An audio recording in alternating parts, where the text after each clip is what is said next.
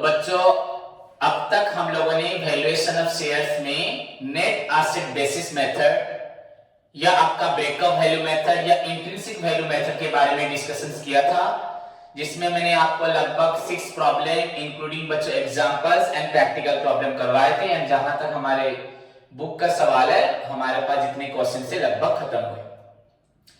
तो net asset basis method में मैंने आप लोगों को बताया बच्चों एक्सक्लूडिंग गुडविल, इंक्लूडिंग गुडविल। उसके बाद बच्चों एक हमारा ऑप्शन था जो अजम्पशन था, जहां पे हमें कंसीडर करना था whether a business is a going concern.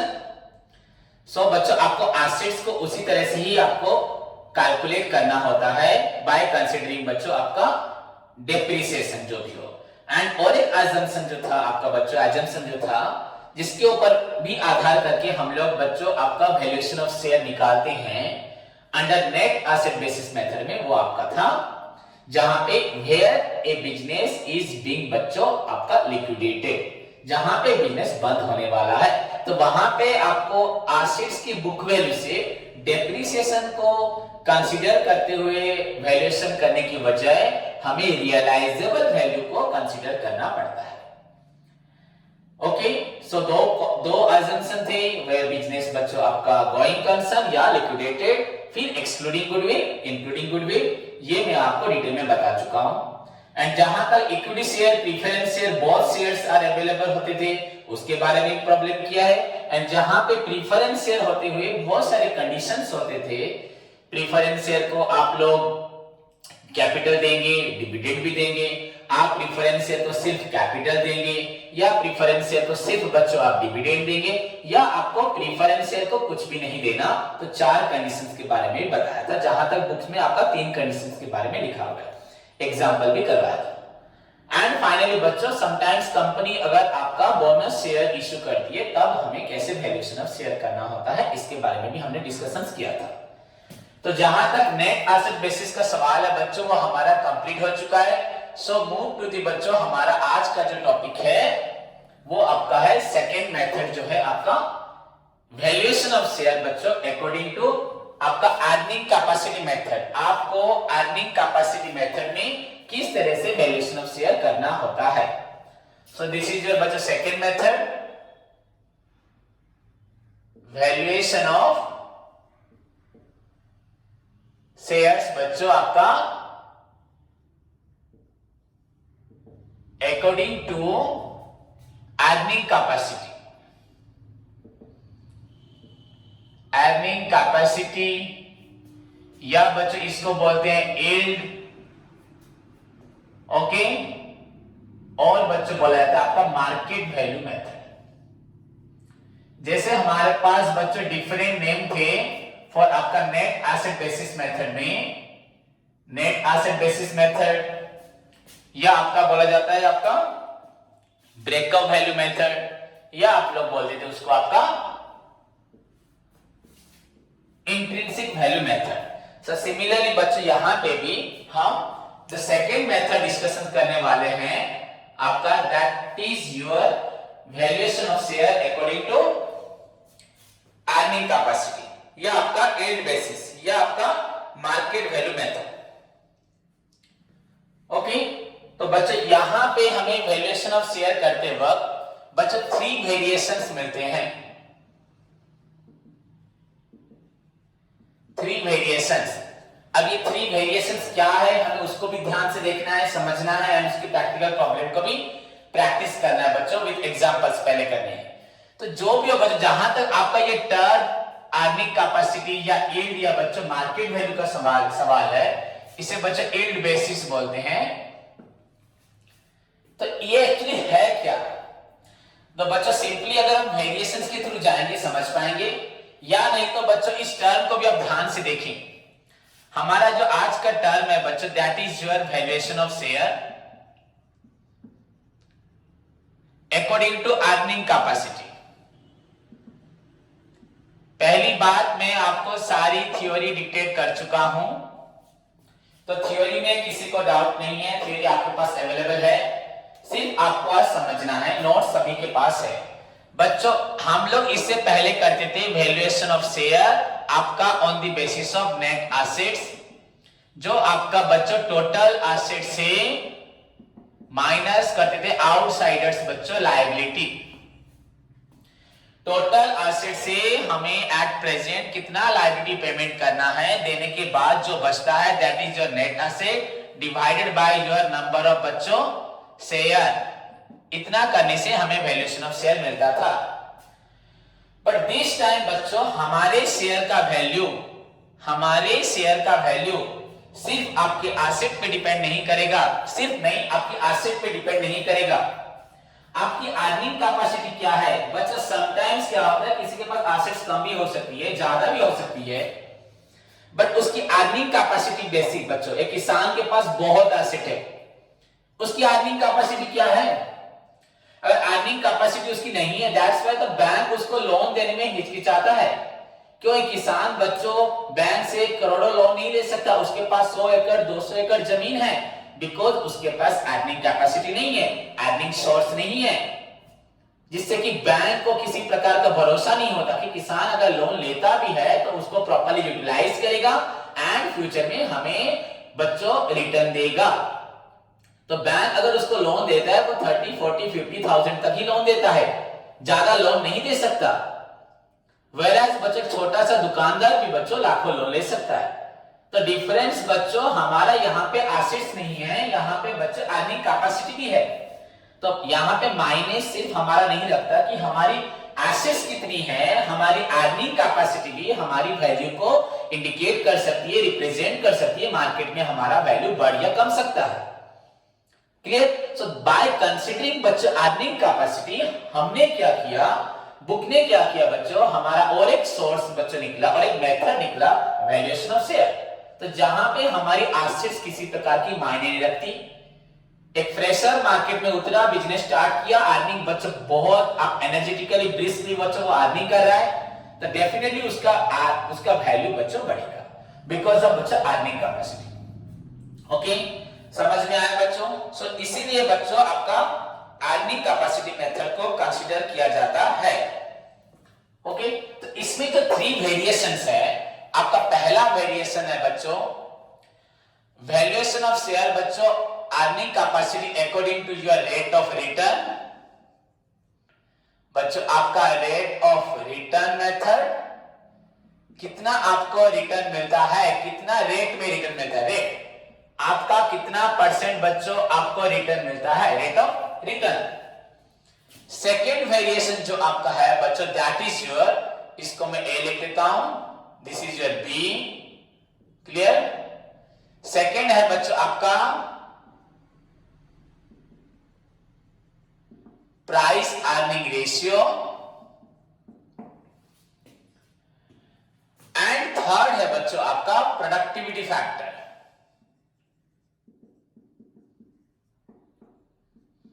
तो आपको अभी इन चीजों को समझना है फॉर वैल्यूएशन ऑफ आपका shares under your earning capacity. अगर इन तीनों पॉइंट्स को बच्चों डिटेल में नहीं समझोगे, अगेन आपको दिक्कत होगी इन प्रॉब्लम को सॉल्व करने में, आपको वैल्यूएशन ऑफ शेयर निकालना कभी नहीं आएगा। तो जहां तक बच्चों अभी हमने पढ़ा, थोड़ा सा हमने समझा कि अर्निंग कैपेसिटी बहुत मायने रखता है वैल्यूएशन ऑफ शेयर के लिए। बट अर्निंग कैपेसिटी में भी हमको 3 वेरिएशन देखने को मिलते हैं, वो है आपका rate of return, price earning ratio and बच्चों प्रोडक्टिविटी फैक्टर। अगर इन चीजों को भी आप कंसीडर करेंगे, डेफिनेटली यू विल सी बच्चों यहां पे कुछ डिफरेंसेस हैं। रेट ऑफ रिटर्न बच्चों ऐसा भी हो सकता है, कोई 100 रुपए लगा के अगर 60 रुपए इनकम कर रहा है तो यहां पे 60% रिटर्न हो जा रहा है, बट 60% रिटर्न होने से भी उसका बच्चों रेट ऑफ रिटर्न बहुत बड़ा दिखा रहा है, बट बच्चों उसका वैल्यू इनकम बहुत कम है, 60 रुपीज है। परसेंटेज में उसको दिखा दे रहा है डेफिनेटली बच्चों वो उसका 60 रुपीज इनकम होता है, पर कहीं पे एक इंसान का 60,000, 60 लाख से 60 करोड़ भी इनकम हो सकता है, तो वो भी आपका 60% दिखाएगा। 60 करोड़ प्रॉफिट पाने वाला भी 60% है एंड 60 रुपीज पाने वाला भी 60% है। अगर कोई 100 करोड़ इन्वेस्ट करके बच्चों उसको 60 करोड़ रुपए अर्निंग होता है, तो इससे भी बच्चों इसको 60% बोला जाएगा। एंड यहाँ पे कोई इंसान अगर 100 रुपीज खर्च करके उसको ₹60 बच्चों इनकम होता है, तो इसको भी 60% बोला जाएगा। बट बच्चों यहाँ पे पूरा आकाश पाताल या आसमान, जमीन आसमान का बच्चों डिफरेंस है। यहाँ पे 60 करोड़ एंड बच्चों 60 रुपीज में बहुत डिफरेंसेस है। क्लियर? तो ये जरूर रेट ऑफ रिटर्न को इंडिकेट करता है बच्चों। क्लियर? बट उसी की तरह बच्चों प्राइस अर्निंग रेशियो, अगर हम प्राइस को कंसीडर करें कितना अमाउंट, तो यहाँ पे डेफिनेटली बच्चों वैल्यूएशन ऑफ शेयर्स में आपको 60 या 60 करोड़ दिखाई देगा, ₹60 या 60 करोड़। तो ये डिफरेंट एस्पेक्ट है। तो अगर हमें अर्निंग कैपेसिटी पे डिपेंड करना है, अर्निंग कैपेसिटी को परसेंटेज में से रिप्रेजेंट करना है, तो that is your rate of return. Okay, then अगर उसको और डेप्थ में जाना है तो दिस इज योर बच्चों price earning ratio. And the third point बच्चों that is your productivity factor. बच्चों एक कंपनी कितना प्रोडक्शन करती है, उसके लिए प्रोडक्टिविटी फैक्टर्स क्या क्या हैं, इनको भी कंसीडर करना होता है। तो बच्चों प्रोडक्शन के हिसाब से आपकी कैपेसिटी, प्रोडक्टिविटी मींस आपका कैपेसिटी ऑफ प्रोडक्शन। हाँ, आप किस तरह प्रोडक्शन करें, आप ज्यादा प्रोडक्शन क्यों कर रही हैं, ऐसे बेफालतू में तो प्रोडक्शन नहीं करेंगे। डेफिनेटली बच्चों आपका टर्नओवर होता है, सेल्स होता है, आपका मूवमेंट होता है, स्टॉक टर्नओवर रेशियो है, तो दैट्स आप प्रोडक्टिविटी फैक्टर्स को यूज करते हैं, प्रोडक्शन बढ़ाते हैं। दैट आल्सो बच्चों इंप्लाइज योर, आपका प्रॉफिट कम हो, प्रोडक्टिविटी फैक्टर कम प्रॉफिट में भी आप बहुत प्रोडक्शन करते हैं, दैट्स मींस उससे भी आपका वैल्यूएशन ऑफ शेयर हो सकता है। So if the question is about बच्चों वैल्यूएशन ऑफ शेयर्स अंडर आपका अर्निंग कैपेसिटी मेथड, हमें यहाँ पे अर्निंग कैपेसिटी में अर्निंग कैपेसिटी को 3 वेरिएशंस में एक्सप्लेन करते हुए समझना है, एंड उसी के साथ हमें वैल्यूएशन ऑफ शेयर करना है। बच्चों आपको ये सारे वेरिएशन याद रखने के साथ साथ आपको सारे मेथड्स, फॉर्मूला एंड उसकी जो नोट्स हैं, क्या क्या हम आइटम्स को इंक्लूड करेंगे, किस किस चीज को एक्सक्लूड करेंगे, सभी को कंसीडर करते हुए आपको प्रॉब्लम सॉल्व करना है। सबसे बड़ी बात आपको अपनी मेमोरी में समझ के बिठाना है। So rate of return method क्या है, प्राइस अर्निंग रेशियो क्या है, प्रोडक्टिविटी फैक्टर क्या है। तो अगर हम पहले पढ़ने जा रहे हैं, दैट इज योर, हम आज स्टार्ट करने जा रहे हैं बच्चों rate of return method. Clear? Then price earning and उसके बाद आपका प्रोडक्टिविटी फैक्टर्स। ये सभी आपके नोट्स में लिखा हुआ है। ओके, तो अभी आपका हुआ valuation of shares according to earning capacity, and बच्चों उसके अंदर जो कैटेगरी है, 3 कैटेगरीज में पहला कैटेगरी जो है बच्चों that is your rate of return method. This is your बच्चों rate of return method. Okay, तो रेट ऑफ रिटर्न में आपको समझ में तो आ रहा है, according to this method valuation of share is done on the basis of rate of return. But बच्चों यहां पे क्या होता है, this rate of return again बच्चों 2 कैटेगरीज में डिवाइड होता है। रेट ऑफ रिटर्न भी अगेन आपका 2 कैटेगरीज में डिवाइड होता है। बच्चों आपका पहले जो है रेट ऑफ रिटर्न में आपका रेट ऑफ डिविडेंड क्या है, एंड बच्चों सेकंड आपका अर्निंग कैपेसिटी को इंडिकेट करते हुए बच्चों सेकंड जो होता है उसको हम बोलते हैं बच्चों रेट ऑफ अर्निंग। तो रेट ऑफ रिटर्न बच्चों हम इसको 2 टाइप्स में, 2 कैटेगरी में क्लासिफाई करेंगे बच्चों। Rate of return means rate of dividend earning को इंडिकेट करेंगे, एंड सेकंड वन बच्चों आपका रेट ऑफ अर्निंग, सिर्फ अर्निंग को। सो इन दिस वे बच्चों हम लोग रेट ऑफ रिटर्न को फिर से 2 कैटेगरी में क्लासिफाई करेंगे। पहला हुआ आपका रेट ऑफ डिविडेंड, सेकंड हुआ बच्चों रेट ऑफ अर्निंग। मैंने आपको नोट्स में बोला था, आप लोग अगर ठीक से सुन रहे हो तो आपको याद होगा। उसके बाद आपके बुक में थोड़ा गलत था, यहाँ पे प्राइस अर्निंग रेशियो लिखा था, पर मैंने बोला था बच्चों उसको कैंसिल करें, उसको 2 नंबर मेथड दिया जाएगा। क्लियर? तो गलत था, उसको करेक्शन करने को बोला था। तो रेट ऑफ रिटर्न मेथड जो आपका पहला मेथड है उसके अंदर आप बच्चों आपको 2 कैटेगरीज मिलती है, rate of dividend and rate of earning. That means बच्चों आपको यहां पे समझना है valuation of shares on the basis of rate of dividend and valuation of shares on the basis of आपका rate of earning. Both are बच्चों आपका come under earning capacity. या यील्ड या market value method. Okay, so यहां पे जब हम rate of dividend की बच्चों बात करते हैं, यहां पे वैल्यूएशन ऑफ शेयर आपका कैसे निकलेगा बच्चों? दिस इज योर फॉर्मूला, देखो valuation of share is equal to बच्चों, तो यहां पे हम लिखते हैं बच्चों पॉसिबल रेट ऑफ डिविडेंड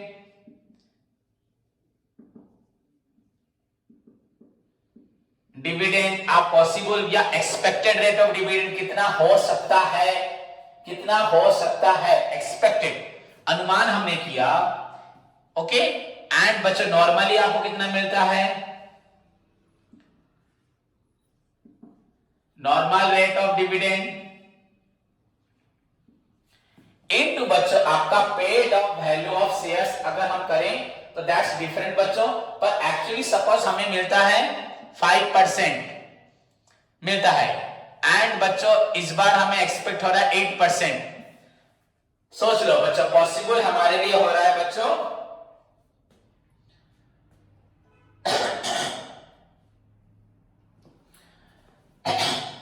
बच्चों हमारे लिए इस बार एक्सपेक्टेड या पॉसिबल हो रहा है आपका 8%, बट यूजुअली हमें रेट ऑफ डिविडेंड मिलता है कितना, 5%। तो अगर हम 8/5 करके बच्चों हमारा paid of value of share, this is your बच्चों into paid of value of shares, आपका प्रीफरेंस शेयर है तो प्रीफरेंस शेयर, अगर आपके पास इक्विटी शेयर है तो इक्विटी शेयर को कंसीडर करना है। So possible rate of dividend by बच्चों normal rate of dividend into paid of value of share. Okay, this formula बच्चों हमें कंसीडर करना है किस लिए, क्या निकालने के लिए बच्चों, for determining our valuation of share. पर अगर बच्चों हमारे पास क्वेश्चन में पॉसिबल रेट ऑफ डिविडेंड नहीं होगा, पॉसिबल डिविडेंड नहीं होगा, तो अब क्या करेंगे, पॉसिबल रेट ऑफ डिविडेंड कितना डिविडेंड हमें मिल सकता है, एक्सपेक्टेड, ये है आपका एक्सपेक्टेड, कितना आप अनुध्यान या अनुमान कर रहे हैं आपको मिलेगा एक्सपेक्टेड बच्चों आपका डिविडेंड। क्लियर? तो एक्सपेक्टेड डिविडेंड हम लोग क्या बोलेंगे बच्चों, आपको जो प्रॉफिट्स अवेलेबल,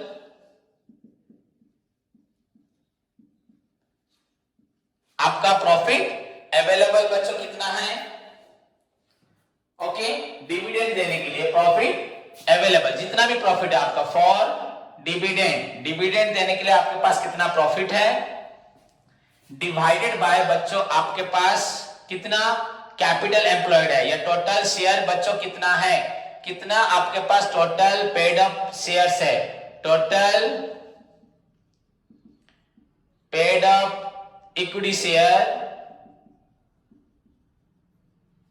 इनटू बच्चों 100, मतलब हमारे पास सपोज 60 रुपीज प्रॉफिट है, हमने पैसा कंट्रीब्यूट किया है इक्विटी शेयर ने 100 रुपीज, तो हमें अनुमान है 100 रुपीज हमने कंट्रीब्यूट किया है, पर हमें 60 रुपीज प्रॉफिट मिल सकता है, तो 60/100 इंटू 100।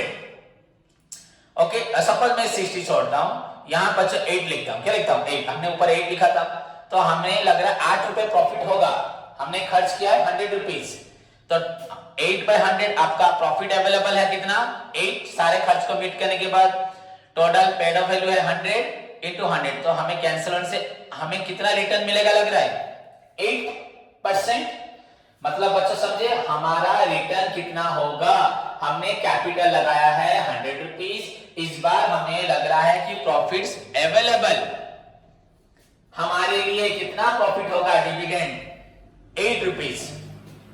ओके, तो 8/100 अगर इंटू 100 करते हैं तो हमें मालूम पड़ेगा नॉर्मली हमारा जो रेट ऑफ रिटर्न था वो तो हमारा 5% था, बट हमारा as per the current position of the firm हमें लग रहा है पॉसिबल रेट ऑफ डिविडेंड आपका होगा 8%। तो अगर पॉसिबल हमें लग रहा है इस बार 8 मिलेगा, यूजुअली मिलता है 5, पहले मिलता था बच्चों 5, अब कितना मिलता है 8, तो into paid of value of share, आपका शेयर का वैल्यू जो भी होगा, शेयर का वैल्यू आपका जो भी होगा 10 हो 20 हो 30 हो 40 हो इंटू 10।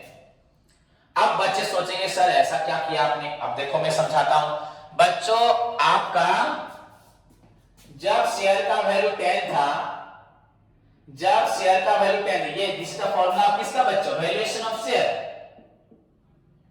ये वैल्यूएशन ऑफ शेयर। अब इस फॉर्मूला को समझना है, ये पॉसिबल, ये normal into paid up value of share. आपका शेयर का वैल्यू कितना है 10। जब शेयर का वैल्यू 10 था हमें अर्निंग होती थी 5%, हाँ या नहीं? अगर आप इस तरह सोचते हो, जब हमारा शेयर का वैल्यू था 10, आपका वैल्यू क्या था 5%, ये नॉर्मल रिटर्न है कि नहीं है बच्चों? मतलब आपको 5% जब इनकम होता था, आपका शेयर का वैल्यू था 10। जब आपका, मेरी बात को समझो, ये दोनों इंफॉर्मेशन हमारे पास क्वेश्चन में होगी। ये हमारा नॉर्मल इनकम है, नॉर्मल डिविडेंड है, हमें नॉर्मली 5% मिलता था माने प्रीवियस ईयर के हिसाब से, एंड हमारा शेयर का वैल्यू था 10। तो 5% इनकम जब हमारा होता था, शेयर का वैल्यू था 10। जब हमें इनकम होगा 1%, हमारे शेयर का वैल्यू होगा 10/5। इस बार हमें अनुमान, हमें एक्सपेक्टेशन हो रही है, हमें लग रहा है, पॉसिबल लग रहा है कि हमें इस बार इनकम होगा 8%। तो हमारे शेयर का वैल्यू 10/5 इंटू 8। तो डेफिनेटली बच्चों आप देखो, शेयर का वैल्यू बच्चों 16 रुपीज हो रहा है, क्योंकि हमारा प्रीवियस पास्ट एक्सपीरियंस के हिसाब से हमें रिटर्न मिलता था 5%, नॉर्मल रेट ऑफ डिविडेंड है 5%। उस वक्त आपके शेयर का वैल्यू 10 था। आज मेरी एसेट्स कुछ भी हो, पहले मुझे जितना भी मेरा एसेट था, जितना कंट्रीब्यूशन था, मुझे 5% मिलता था। आज उस छोटी सी दुकान है, मुझे इनकम ज्यादा हो रही है, मतलब सेल बढ़ रहा है, अर्निंग कैपेसिटी बढ़ रहा है। तो 5% अगर जब मुझे इनकम होता था, मेरा शेयर का वैल्यू 10 था, आज मुझे 8% मिल रहा है इनकम। आई डोंट नो मेरा कितना एसेट है, कितना कंट्रीब्यूशन है, पर मुझे मालूम है इसी दुकान से पहले मुझे 5% मिलता था, उस वक्त मेरा शेयर का वैल्यू 10 था, अब मुझे 8% मिलता है। तो 5% में हमें 10 शेयर का वैल्यू था, कंट्रीब्यूशन हमारा 10 था, paid up value of share. अब 1% में 10/5, 8% में कितना हो गया? क्लियर? तो सभी को समझ में, अभी हमारा वैल्यूएशन ऑफ शेयर क्या हो गया? 60। सो दिस इज द वे बच्चों, आपका valuation of share on the basis of rate of dividend. पर यहां पे सबसे बड़ी बात जो है, आपको क्वेश्चन में आपके पास normal rate of dividend available होगा, paid up value of share भी आपका अवेलेबल होगा, आपको निकालना है पॉसिबल रेट ऑफ डिविडेंड। वो कैसे निकलेगा? प्रॉफिट्स अवेलेबल कितना है and total paid up equity shares into 100। अब ये जो प्रॉफिट्स अवेलेबल है, कितना प्रॉफिट है, ये कैसे हमें मालूम पड़ेगा?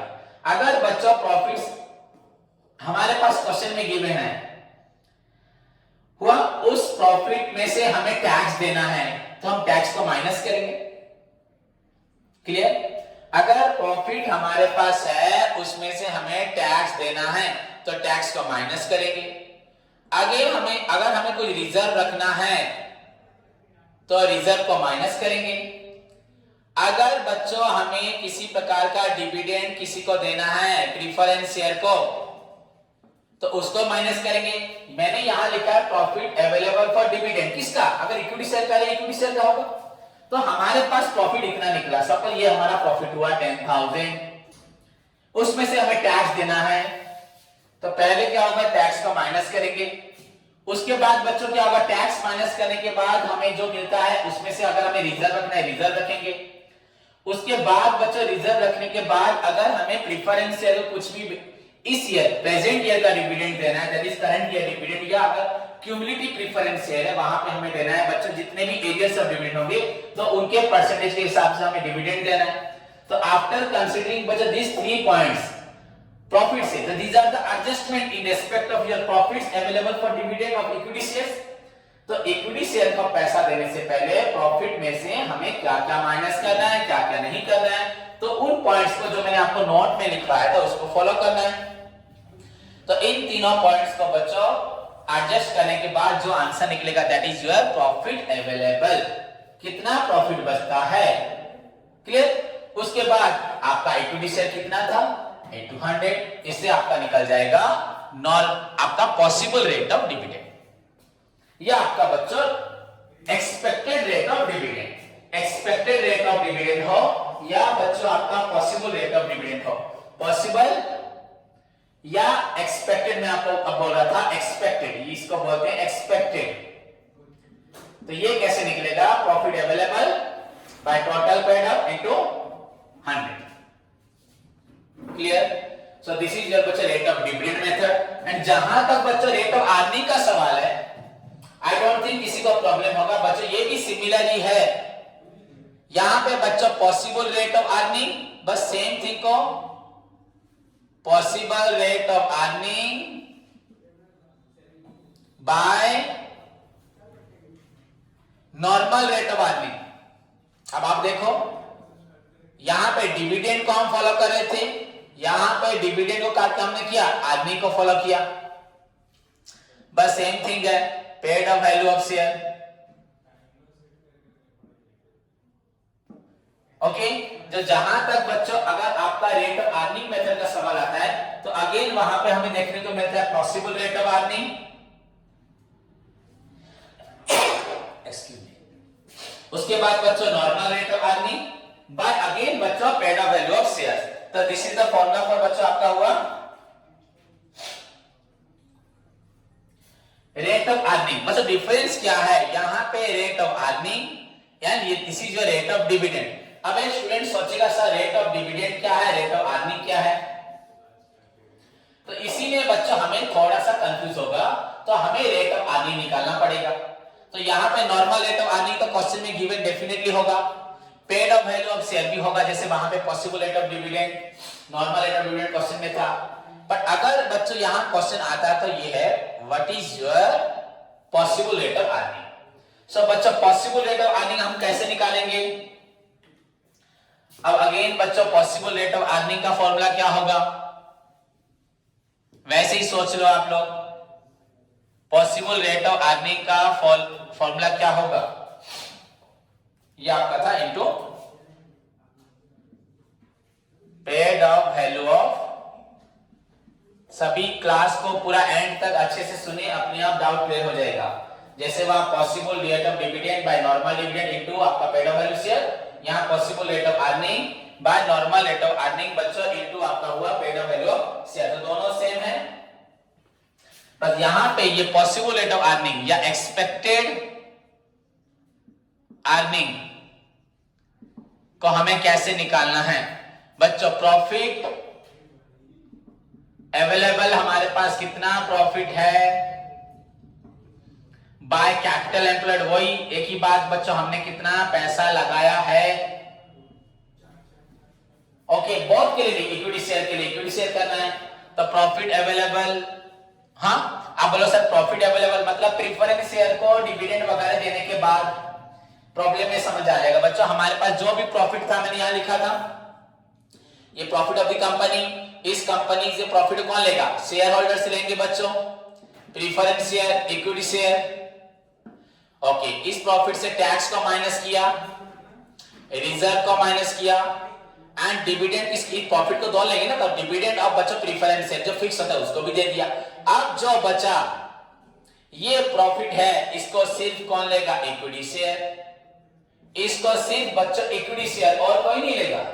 इस प्रॉफिट को सिर्फ लेगा बच्चों आपका इक्विटी शेयर होल्डर. क्लियर? तो इक्विटी शेयर होल्डर जब इस प्रॉफिट को लेगा तो उसी के हिसाब से बच्चों हमें वैल्यूएशन ऑफ शेयर करना है. तो यहां पे जो मैंने लिखा प्रॉफिट अवेलेबल, तो इसमें से टैक्स माइनस करो, रिजर्व माइनस करो, यहां पे कंप्लीटली बच्चों प्रीफरेंस शेयर का डिविडेंड भी माइनस होगा. और उसके बाद जो बचेगा that is profit available by equity. किसके लिए प्रॉफिट है? इक्विटी शेयर का. बाय कैपिटल एम्प्लॉयड किसका? इक्विटी शेयर का इनटू बच्चों 100. सो दिस इज योर बच्चों एक्सपेक्टेड अर्निंग, या इसको बोलते हैं पॉसिबल अर्निंग्स. तो ये निकलने के बाद यहां पे आपको पुट करना है profit possible rate of earning by, ये तो क्वेश्चन में होगा, इनटू बच्चों paid of value of shares. This is your बच्चों valuation of share according to rate of earning under बच्चों आपका अर्निंग कैपेसिटी या एल बेसिस या आपका मार्केट वैल्यू मेथड. क्लियर बच्चों? होप सभी को पहली बात ये मेथड समझ में आए होंगे. हमें अर्निंग कैपेसिटी में 3 वेरिएशंस मिलते हैं. मेरी बात को थ्योरी को बच्चों लिखने के लिए समझ के याद रखें. पहले अर्निंग कैपेसिटी में रेट ऑफ रिटर्न, सेकेंड बच्चों आपका है प्राइस अर्निंग रेशियो,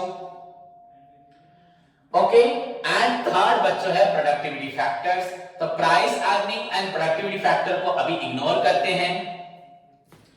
इसमें आया आपका रेट ऑफ रिटर्न, फिर प्राइस अर्निंग, देन बच्चों आपका प्रोडक्टिविटी। तो इन दोनों को आप अभी साइलेंट कर दो।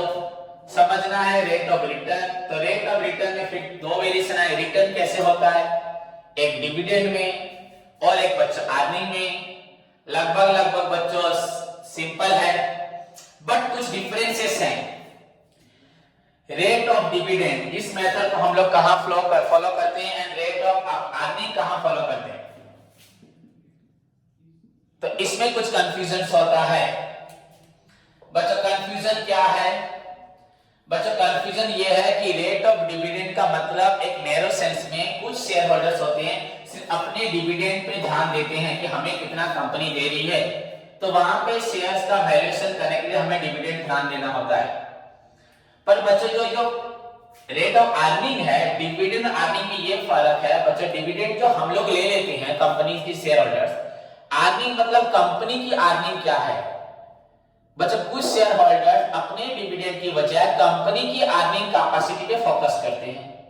कंपनी की अर्निंग कैपेसिटी या स्ट्रेंथ जितना बढ़ेगी, कंपनी का ग्रोथ एंड डेवलपमेंट उतना ज्यादा होगा एंड हमारा फ्यूचर उतना ही फायदेमंद होगा। अगर हम सिर्फ हमें कितना मिल रहा है उस पे कंसीडर करेंगे, दैट इज आल्सो बच्चों very good for calculation of आपका शेयर। पर ये नैरो सेंस में है। पर एक जगह अगर कुछ लोग देखते हैं हमें क्या मिल रहा है, दैट्स नॉट ए मैटर। आज हमें कुछ मिल रहा है पर कल फ्यूचर में बहुत ज्यादा मिलने वाला है, क्योंकि उस कंपनी का बच्चों रेट ऑफ अर्निंग कितना, rate of distribution of dividend and कितना रेट ऑफ अर्निंग। डिविडेंड क्या दे रही है, ये वेरी स्मॉल नैरो सेंस है बच्चों, जहां पे शेयर होल्डर सिर्फ आपका डिविडेंड पे फोकस करते हैं। पर रेट ऑफ अर्निंग मतलब बच्चों कंपनीज की अर्निंग स्ट्रेंथ क्या है उस पे जब फोकस करते हैं, मतलब लार्ज शेयर होल्डर्स वो लोग बेसिकली बच्चों इंटरेस्टेड नहीं होते कितना डिविडेंड मिल रहा है, उनका कंपनी में हिस्सा कितना बढ़ रहा है, उनका शेयर का वैल्यू कितना फ्यूचर में बढ़ेगा, फ्यूचर में उन्हें कितना कैपिटल जो आज एम्प्लॉयड किया है वो कितना बढ़ जाएगा, वो उस पे निर्भर करते हैं। तो वो कंपनीज की अर्निंग पे ध्यान देते हैं, नॉट कि बच्चों अपने rate of dividend pay. That's why बच्चों आपका रेट ऑफ रिटर्न को टू टाइप्स में क्लासिफाई किया गया, जिसमें पहला हुआ आपका बच्चों rate of dividend and second बच्चों को आपका रेट ऑफ आपको अर्निंग। तो बच्चों रेट ऑफ अर्निंग बच्चों कहां होगा, जहां पे बड़े बड़े इन्वेस्टर्स होंगे एंड पर्टिकुलरली वो कंपनीज की अर्निंग पे डिपेंड करेंगे। एंड रेट ऑफ डिविडेंड में चीज देखा जाएगा कि कंपनी कितना डिविडेंड डिस्ट्रीब्यूट करती है, तो उस पे ध्यान दिया जाएगा। समझ में आया कि नहीं आया? सो बच्चों these are the first two methods of आपका रेट ऑफ रिटर्न। मतलब रेट ऑफ रिटर्न के दो वेरिएशंस है। क्लियर? होप सभी को समझ में आया। अब इसी को कंसीडर करते हुए स्टूडेंट्स एक बार एग्जाम्पल बच्चों करके देखें आपका, या प्रैक्टिकल प्रॉब्लम आप लोग बच्चों कर सकते हो सभी स्टूडेंट्स।